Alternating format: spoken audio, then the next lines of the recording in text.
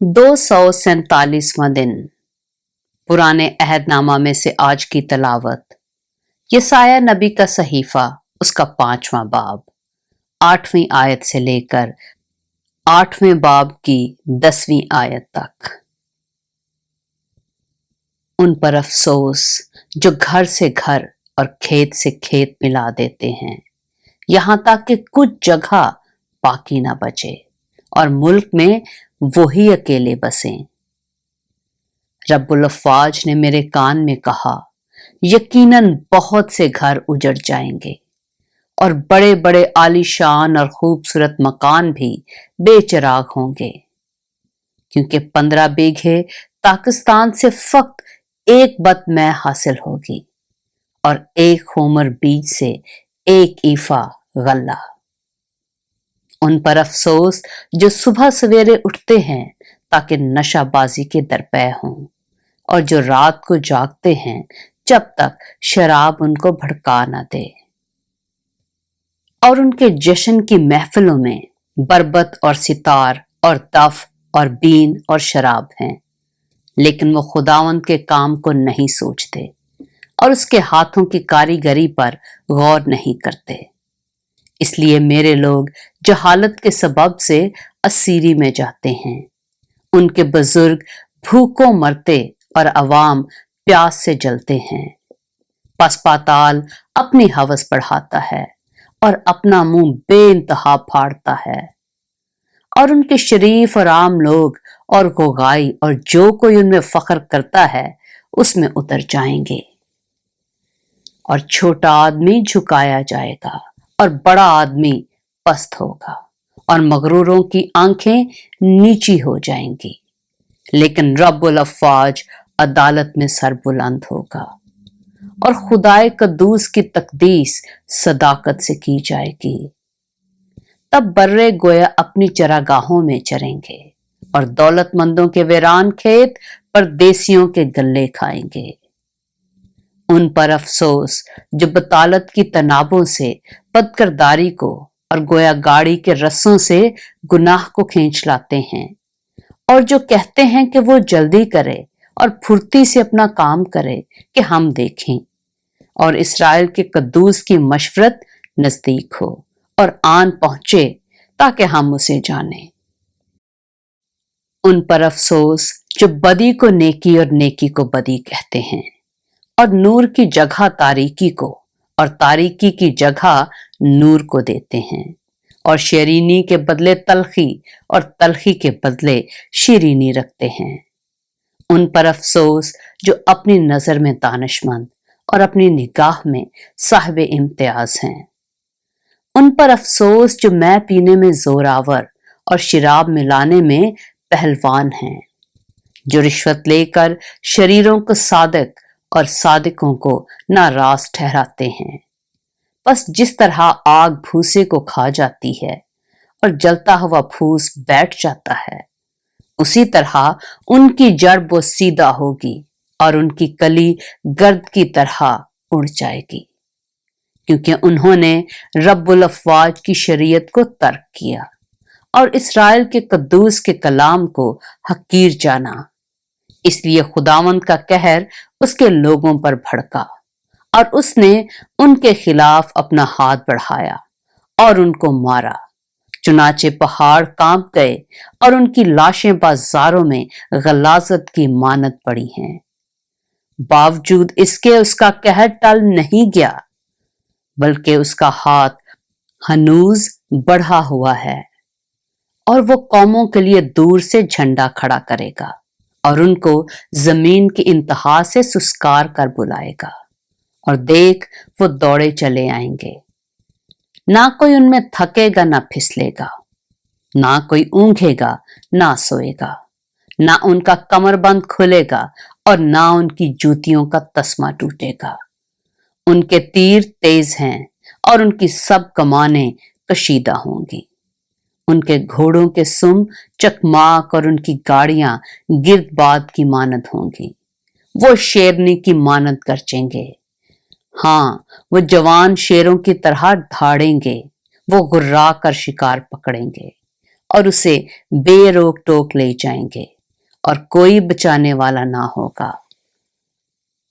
और उस रोज वो उन पर ऐसा शोर मचाएंगे जैसा समंदर का शोर होता है, और अगर कोई इस मुल्क पर नजर करे तो बस अंधेरा और तंग हाली है, और रोशनी उसके बादलों से तारीक हो जाती है। यसाया नबी का सहीफा, उसका 6वां बाब। जिस साल में उजिया बादशाह ने वफात पाई, मैंने खुदावंद को एक बड़ी बुलंदी पर ऊंचे तख्त पर बैठे देखा, और उसके लिबास के दामन से हैकल मामूर हो गई। उसके आसपास सराफीम खड़े थे, जिनमें से हर एक के 6 बाजू थे, और हर एक 2 से अपने मुंह ढांपे था, और 2 से पांव, और 2 से उड़ता था। और एक ने दूसरे को पुकारा और कहा, कद्दूस कद्दूस कद्दूस रब्बुल अफ़वाज है, सारी जमीन उसके जलाल से मामूर है। और पुकारने वाले की आवाज के जोर से आस्तानों की बुनियादें हिल गईं और मकान धुएं से भर गया। तब मैं बोल उठा कि मुझ पर अफसोस, मैं तो बर्बाद हुआ, क्योंकि मेरे होंठ नापाक हैं और निजस लब लोगों में बसता हूं, क्योंकि मेरी आंखों ने बादशाह रब्बुल अफ़वाज को देखा। उस वक्त सराफीम में से एक सुलगा हुआ कोयला, जो उसने दस्ते पनाह से मस्पा पर से उठा लिया, अपने हाथ में लेकर उड़ता हुआ मेरे पास आया, और उससे मेरे मुंह को छुआ और कहा, देख, इसने तेरे लबों को छुआ, बस तेरी बदकिरदारी दूर हुई और तेरे गुनाह का कफारा हो गया।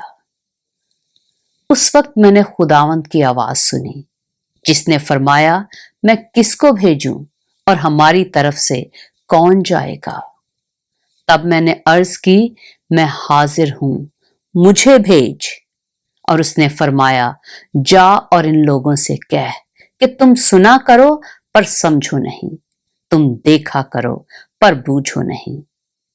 तू इन लोगों के दिलों को चरबा दे और उनके कानों को भारी कर और उनकी आंखें बंद कर दे, ता ना हो कि वो अपनी आंखों से देखें और अपने कानों से सुने और अपने दिलों से समझ लें और बाज आएं और शिफा पाएं। तब मैंने कहा, ऐ खुदावंद, ये कब तक? उसने जवाब दिया, जब तक बस्तियां वीरान ना हो और कोई बसने वाला ना रहे और घर बेचराग ना हो और जमीन सरासर उजाड़ ना हो जाए, और खुदावंद आदमियों को दूर कर दे और इस सरजमीन में मतरूक मकाम बकसरत हों, और अगर उसमें 10वां हिस्सा बाकी भी बच जाए तो वो फिर भस्म किया जाएगा, लेकिन वो बुतम और बलूत की मानद होगा कि बावजूद के वो काटे जाएं तो भी उनका टुंड बच रहता है, सो उसका टुंड एक मुकद्दस तुखम होगा। यसाया नबी का सहीफा, उसका 7वां बाब। और शाह यहूदा आखिज बिन योताम बिन उजिया के अयाम में यूं हुआ कि रजीन शाह अराम और फिका बिन रिमलिया शाह इसराइल ने यरूशलेम पर चढ़ाई की, लेकिन उस पर गालिब ना आ सके। उस वक्त दाऊद के घराने को ये खबर दी गई कि अराम इफ्राइम के साथ मुत्तहिद है। बस उसके दिल ने और उसके लोगों के दिलों ने यूं जुम्बश खाई जैसे जंगल के दरख्त आंधी से जुम्बश खाते हैं। तब खुदावन ने यसाया को हुक्म किया कि तू अपने बेटे शराया शोब को लेकर ऊपर के चश्मा की नहर के सिरे पर, जो धोबियों के मैदान की राह में है, आखिर से मुलाकात कर और उसे कह, खबरदार हो और बेकरार ना हो।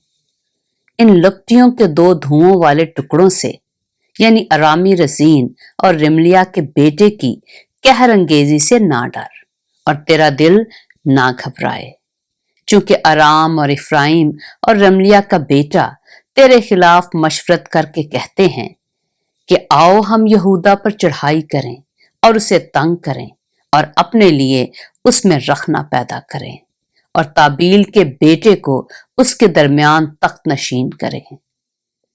इसलिए खुदावंद खुदा फरमाता है कि इसको पायदारी नहीं, बल्कि ऐसा हो भी नहीं सकता, क्योंकि अराम का दारुल सल्तनत दमिश्क ही होगा और दमिश्क का सरदार रजीन, और 65 बरस के अंदर इफ्राइम ऐसा कट जाएगा कि कौम ना रहेगा। इफ्राइम का भी दारुल सल्तनत सामरिया ही होगा और सामरिया का सरदार रिमलिया का बेटा। अगर तुम ईमान ना लाओगे तो यकीनन तुम भी कायम ना रहोगे। फिर खुदावंद ने आखिर से फरमाया, खुदावंद अपने खुदा से कोई निशान तलब कर, खा नीचे पाताल में, खा ऊपर बुलंदी पर। लेकिन आखिर ने कहा कि मैं तलब नहीं करूंगा और खुदावंद को नहीं आजमाऊंगा। तब उसने कहा, ऐ दाऊद के खानदान, अब सुनो, क्या तुम्हारा इंसान को बेजार करना कोई हल्की बात है कि मेरे खुदा को भी बेजार करोगे? लेकिन खुदावंद आप तुमको एक निशान बख्शेगा।